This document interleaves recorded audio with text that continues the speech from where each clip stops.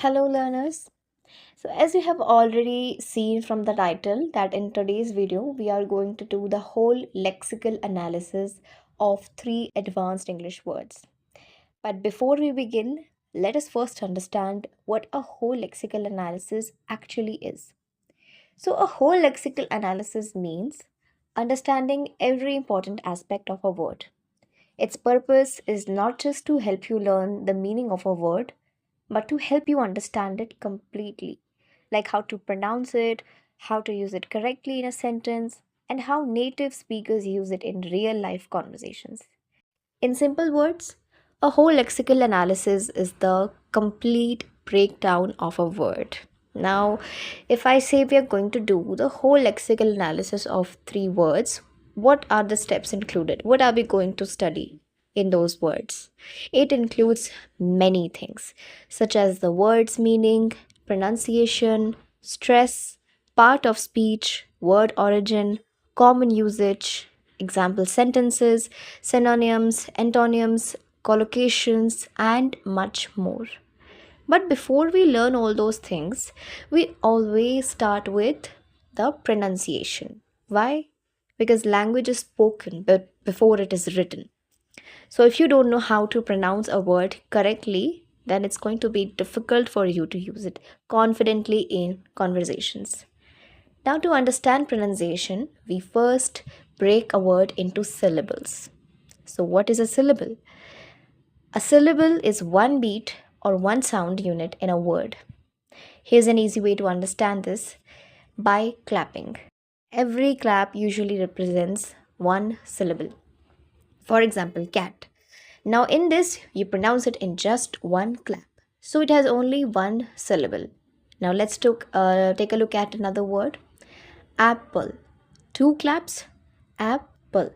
So, it has two syllables. Now, look at this word beautiful. Here, there are three claps we need to pronounce this word beautiful. So it has in total three syllables. Now let's take word pragmatic. Now I have explained this in one of my previous shorts. You can check that out. We can break it into first three syllables. Break it down into three syllables. Prag, mat, ik. Now once we know the syllables, our next step is to find the word stress. Word stress tells us which syllable is pronounced more strongly than the others. In this word pragmatic, the stress falls on the second syllable. It is pragmatic. Notice that we don't say pragmatic and we also don't say pragmatic. So the stress is neither on prag nor ik. It's always on mat. So the correct pronunciation of this word is pragmatic. So the syllable mat is spoken a little louder, clearer, and slightly longer than the other two syllables. Whenever we begin learning a new word, the very first thing that we must focus on is its pronunciation because it's the only way, like, if you know the correct pronunciation, that is the only foundation of confident English speaking. Next, we look at the part of speech. In simple words, we identify what type of word it is. Is it a noun, a verb, an adjective, an adverb, a pronoun, or a preposition? For example, the word pragmatic, it is an adjective because it describes the quality or nature of a person or thing. Once we know the part of speech, the next step is to understand its meaning. Here we focus on the main idea of the word. What does this word actually mean? Or what message or idea does it express? After that comes etymology. Now, etymology is also called the word origin. Etymology tells us where a word comes from and how it entered the English language. Again, let's take the previous example pragmatic. It comes from the Greek word pragma, which means action or deed. Similarly, every word has its own history. Some words come from Greek, some from Latin, French, German, or many other languages. So, studying a word's origin, it helps us understand its deeper meaning and history. The next concept is connotation. Now, it is the feeling or impression a word gives. Ask yourself, is this word positive, negative, or is it neutral? Like pragmatic is generally a positive word because it describes someone who is practical and sensible. However, in some situations, it can have a negative meaning. Like if someone focuses only on results and completely ignores other people's emotions, then calling them too pragmatic may sound like criticism. After that, we learn synonyms. Now, synonyms are words that have the same meaning. Then come antonyms. Antonyms are words with the opposite meaning. Next, we study collocations. These are the words that naturally go together. Native speakers use these word combinations very frequently. For example, pragmatic approach, pragmatic solution, pragmatic decision, pragmatic leader, pragmatic thinking. Now, these are some common and natural combinations in English. These expressions are fixed, but apart from that, if you use some other combinations, it doesn't mean that it's going to be incorrect. Any combination with pragmatic, apart from the given list, will not considered incorrect. But the ones I have mentioned to you are some common ones. These are some natural combinations that are very frequently used. After that, we look at example sentences. Like reading lots of examples, it really helps you understand how the word is actually used in different situations. But don't stop there. Try to notice the word in real life contexts as well. Like read stories, newspaper articles, blogs, books, or even watch videos where the word is used naturally. Because this helps you remember the word much better. Next comes register. Register tells us where a word is normally used.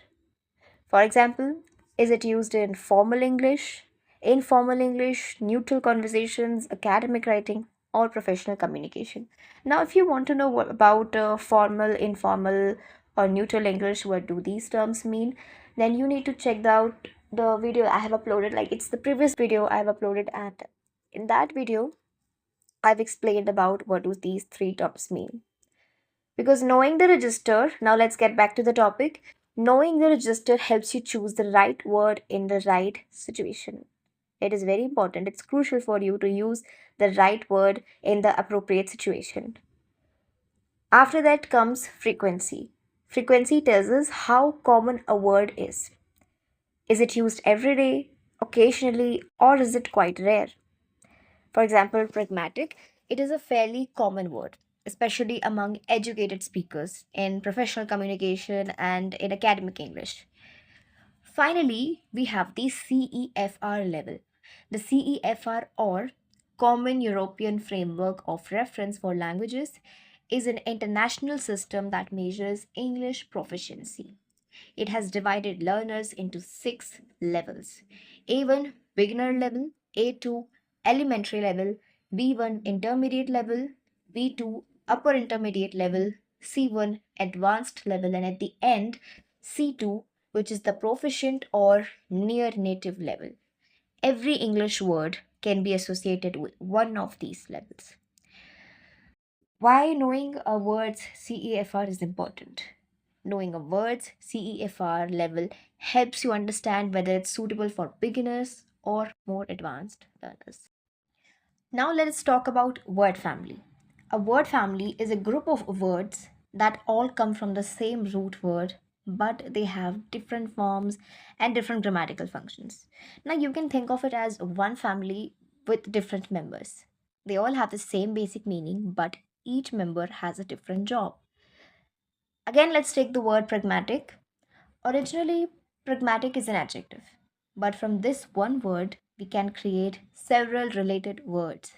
Pragmatic is an adjective, okay, but if I add ally at the end of this word, it becomes pragmatically, which is an adverb. If I add ism and remove the c from the end, it becomes pragmatism, which is a noun. I can also add st the end to make it pragmatist, which is again a noun. Notice all these words are related to the same idea, but they are used differently in sentences. Pragmatic is an adjective, pragmatically is an adverb, pragmatism is a noun, pragmatist is again a noun. All these four words have a similar meaning. The core meaning does not change. The only thing that changed was their form. That's it. Now let's look at another example.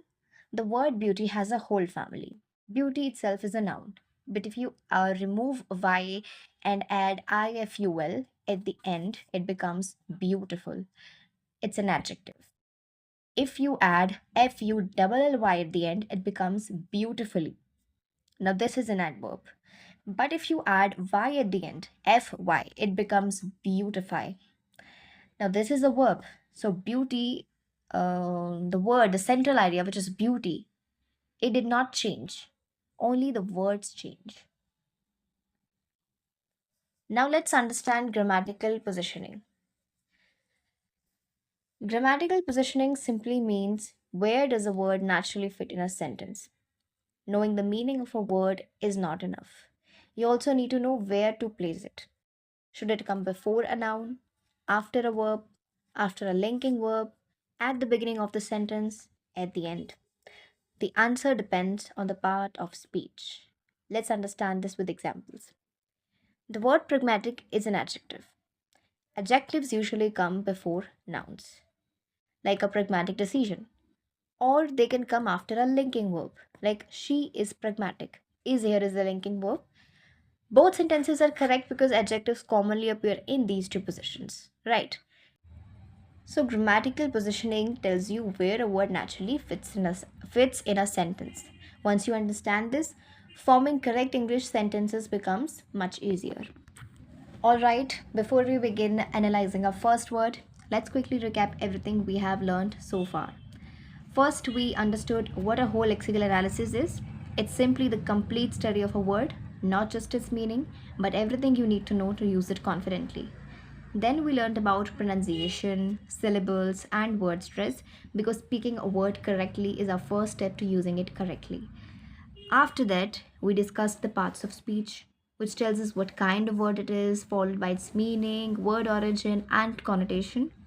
We also explored synonyms, antonyms, collocations, example sentences, real life usage, register, frequency, and CEFR level. Finally, we learned about word families, which shows the different forms of the same word, and grammatical positioning, which tells us where a word naturally fits in a sentence. Now that you know what each part of a whole lexical analysis means, it's time to put everything into practice. So, without wasting any more time, let's dive into our first advanced English word. So, let's begin with the first advanced English word, articulate. As we have already discussed, that whenever we learn a new word, we always start with its pronunciation. So, first, let's break the word into syllables. Articulate. The word has four syllables. Now, an easy way to check this is by clapping. Since it takes four claps to pronounce articulate, it has four syllables. Now, let's identify the word stress. The stress falls on the second syllable. Tick, articulate. Now, notice we don't say articulate or articulate, it is articulate. Articulate. The correct pronunciation is articulate. The syllable tick is pronounced slightly louder and longer than the others. Part of speech, the word articulate can be used as both an adjective and a verb. As an adjective, it describes a person who can express their thoughts, ideas, or feelings clearly and effectively. For example, she is an articulate speaker. Now, as a verb, it means to express or explain something clearly. For example, she articulated her ideas confidently. So, an articulate person is someone who can communicate their thoughts, ideas, and feelings clearly, confidently, and effectively. In simple words, they speak or write in a way that is easy to understand. Now, the word origin, etymology. The word articulate comes from the Latin word articulatus, meaning well joined or clearly divided, and it is also linked to a Latin noun articulus, meaning joint or a small connecting part. Originally, the word referred to joining sounds together clearly while speaking. That's why today it means expressing ideas clearly. Connotation. So the word articulate usually has a positive connotation. It's often used as a compliment for someone who communicates clearly and confidently, whether in speaking or writing. Now, here are some common collocations used by native speakers: articulate speaker, articulate ideas, articulate thoughts, articulate argument, articulate response, articulate clearly, highly articulate. Now, these are some natural word combinations that you will often hear in English. Like, she is very articulate, he is articulate enough to explain difficult ideas simply. The CEO gave an articulate presentation that impressed everyone. Now, if you're talking about public speakers, teachers, leaders, lawyers, politicians, students, interview candidates, or anyone, you can use it. She is one of the most articulate speakers in the company. Register. The word articulate is mainly used in formal, academic, and professional English. So, from this, you get to know that it is less common in casual conversations. Frequency. Now, this is a quite a common word among educated native speakers, especially in professional and academic settings. CEFR level, it is a C1 level word, advanced level word. Now, let's take a look at its word family. Articulate is an adjective, articulate is a verb too, articulately is an adverb, articulation is a noun, inarticulate is an adjective. Now, notice the root remains the same, but the grammatical function changes. Grammatical positioning. Now let's see where this word fits in a sentence. As an adjective, the position of an adjective is usually before a noun or after a linking verb. So adjectives usually come before a noun, like an articulate speaker, an articulate student, or they can also come after a linking verb, like she is articulate, he became articulate. Now here is and became are linking verbs. As a verb, the possession of articulate is followed by its object. She articulated her ideas clearly. Her ideas is the object and articulated is the verb. It can also be used in the passive voice. For example, the message was articulated clearly. Here are some common sentence patterns that you will quite often hear. Be articulate. Now, in place of be, you can place any be verb like is, am, are, was, were, has, have. Not has, have, is, am, are, was, were. So, I am articulate, you are articulate, they were so articulate in the speech. Become articulate, remain articulate, articulate an idea, articulate an opinion, articulate a concern, articulate a vision. Now, there is a difference between articulate and eloquent.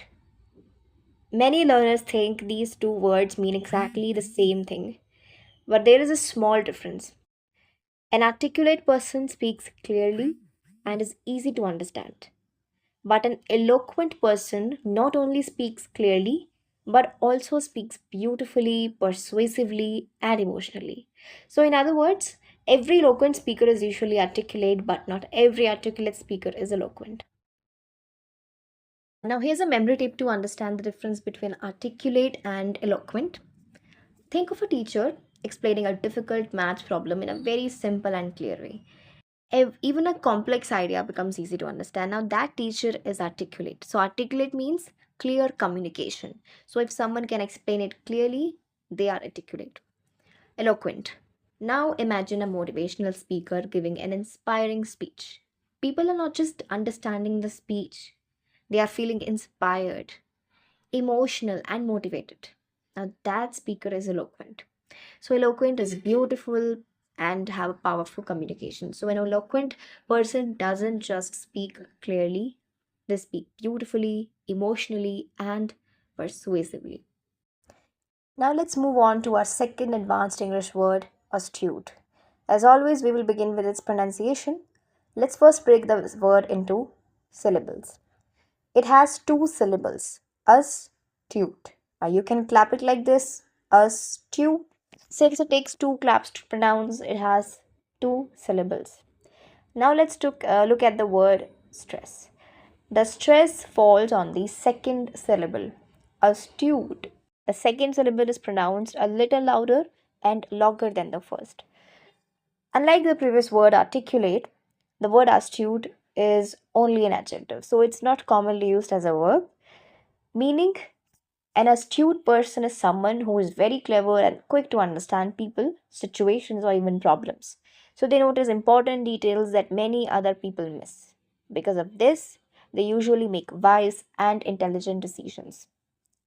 So, an astute person is a highly intelligent, observant, and able to judge situations correctly. Etymology, word origin.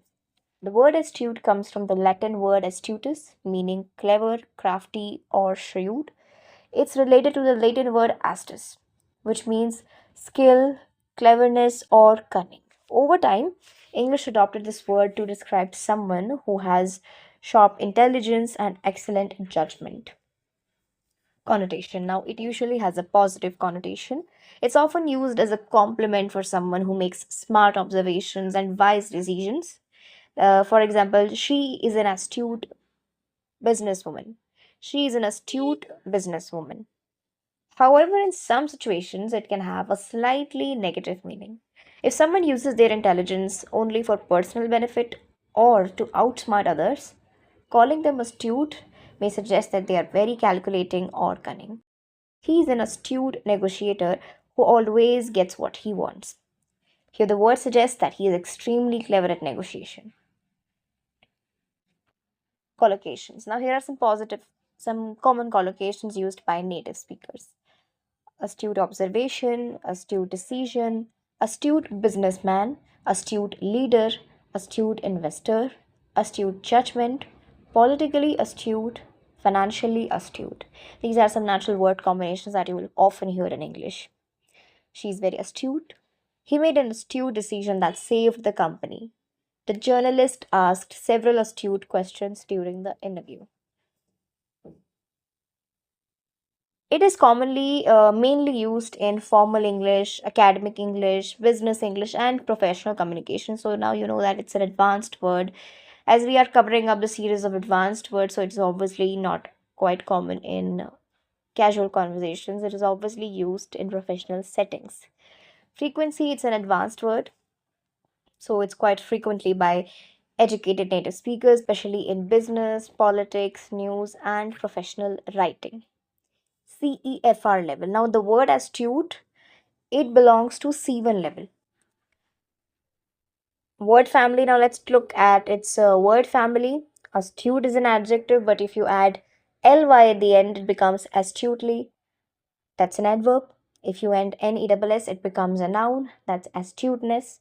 Notice that the root word remains the same, but its grammatical function changes.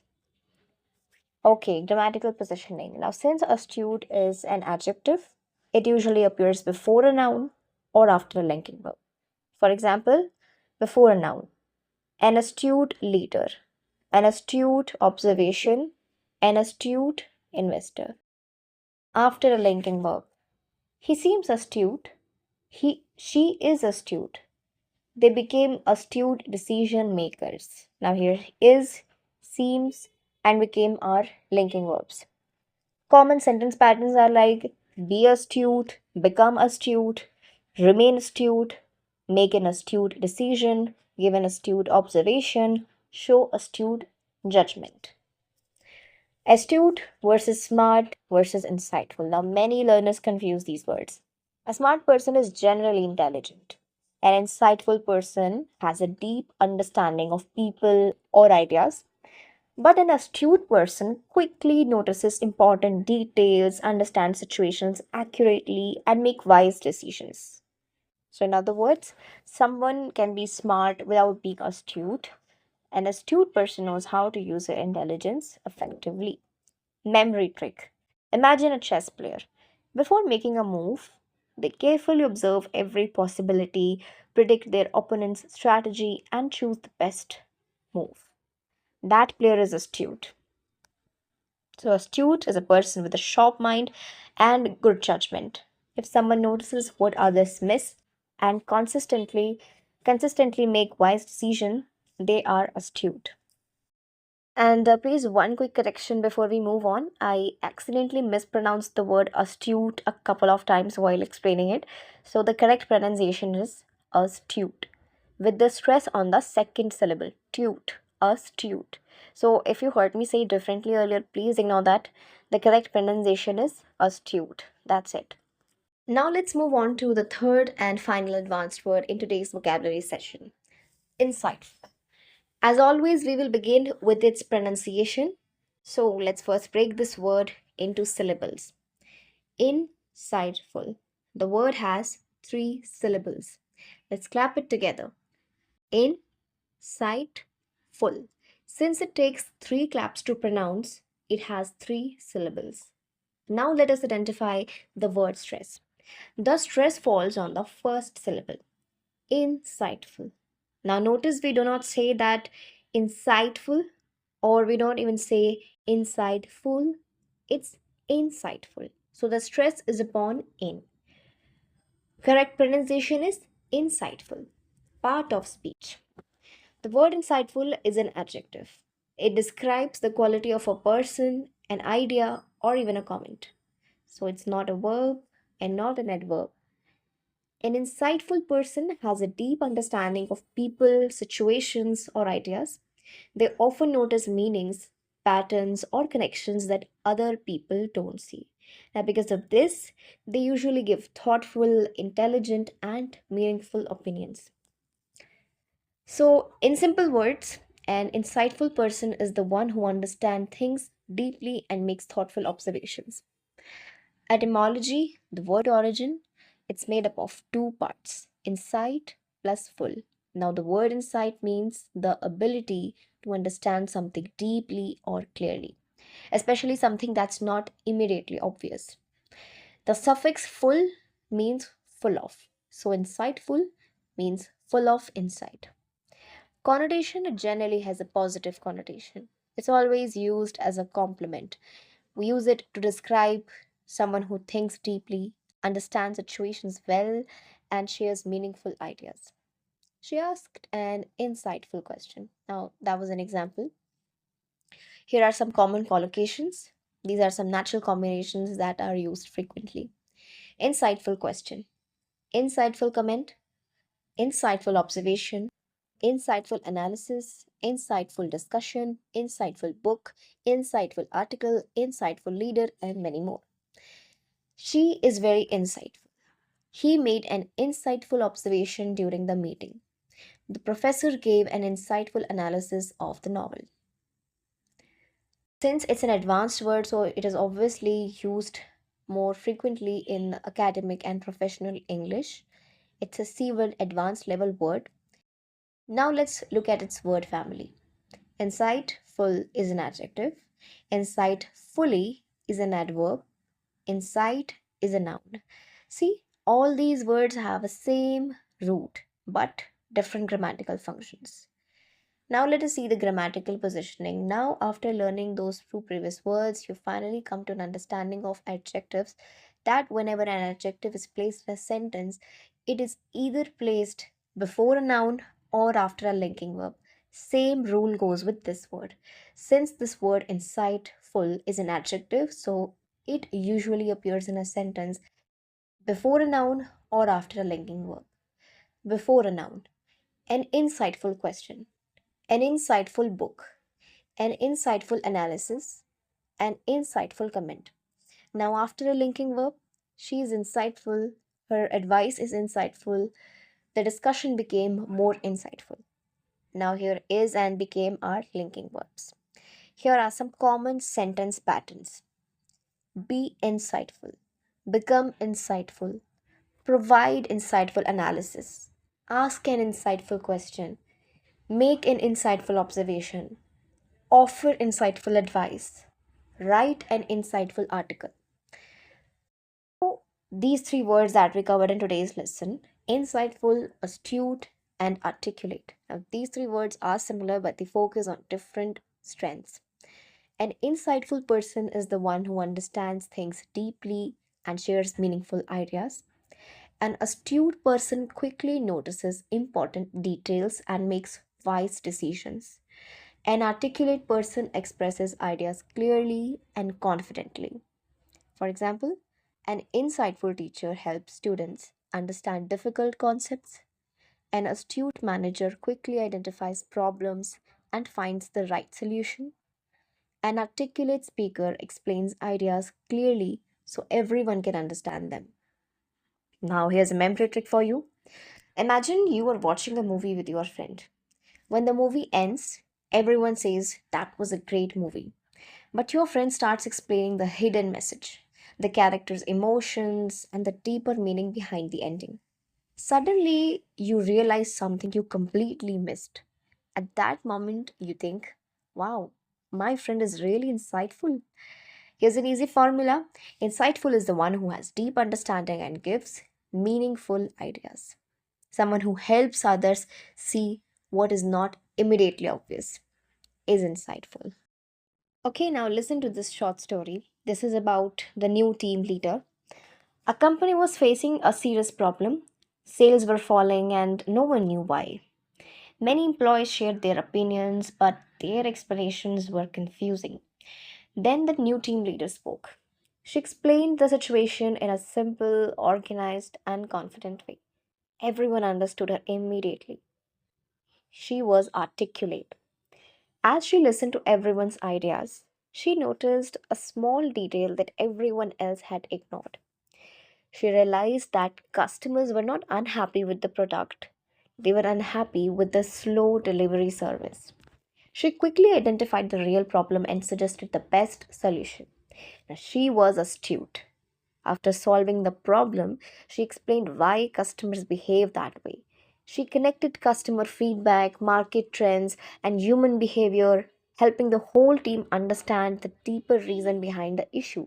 Everyone looked at the problem from a completely new perspective. Now, here she was insightful. At the end of the meeting, one employee said, she is not just articulate, she is also astute and incredibly insightful.